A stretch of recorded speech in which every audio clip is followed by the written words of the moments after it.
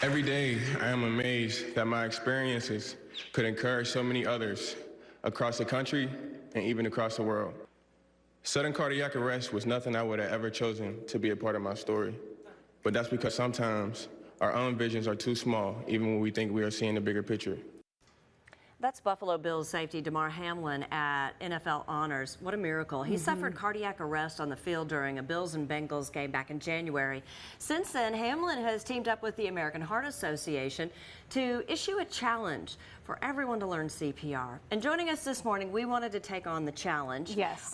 Is Birmingham Fire and Rescue, Captain Orlando Reynolds and Lieutenant Latoya Jones here to teach us. We're so glad you guys are here with us this morning. Thank you for having us. Thank you. So let's start out with, just the basics. And I know that normally the person would be on the ground, so I know it's a little hard to show.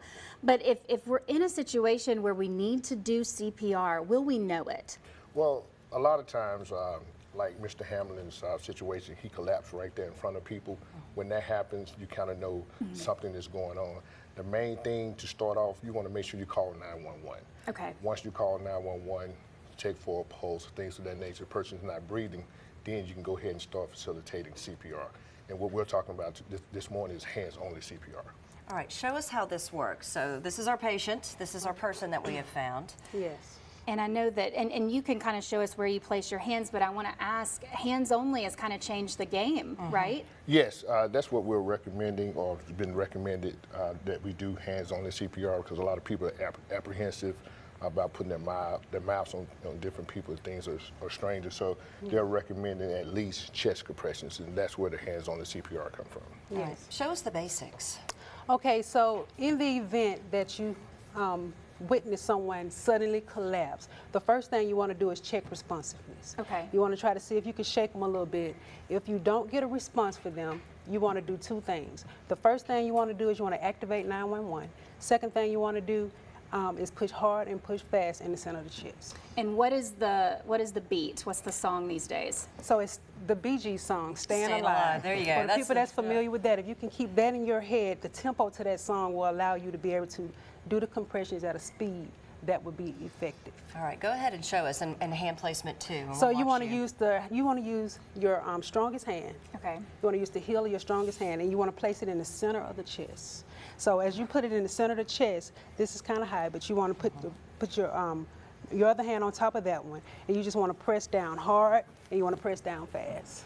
And I've heard. I'm gonna walk down here and try yeah, it. you try it, Ani. And I've heard too that if you're with somebody else, like let's say Ani and I were doing it, don't we go for about a minute and then try to swap and keep the beat going? Well, this is how this will go. Once you start hands on the CPR, compressions only, you're just gonna compress until you can't compress anymore. Okay. If you become tired, then someone else can come in and pick up where you left off.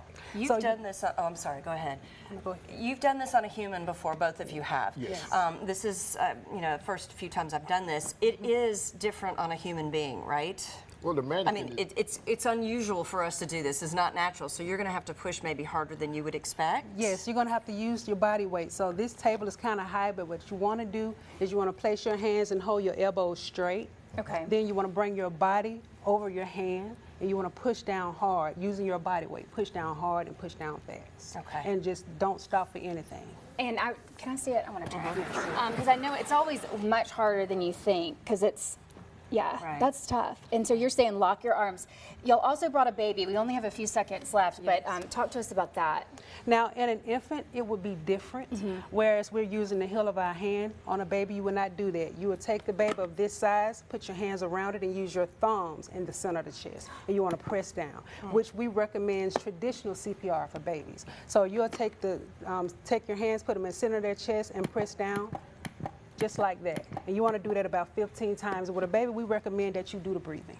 And so how many compressions for a baby? About 15. Okay. And then you want to put a complete seal over their mouth and their nose. And you want to blow, but don't blow so hard. Because keep in mind that a baby's airway is narrow. And those so you want lungs to, so you just want to blow just enough to see the chest rise and fall. And then do that how many times? 2 times. All right. So you want to do 15 compressions, and then you want to blow twice. Okay. And you want to keep doing that until emergency services arrive. Absolutely. I think the most critical part, call 911, get them on the phone first, because they're also going to walk you through it Yes. if you're panicked. Right. Yes. Right. Well, thank you both so much for being here. This gives us a jumping off point. Yes. We encourage everybody to take a course, too. Yes. It would be That's nice to be certified. We'll be right back here on the CBS 42 Morning News.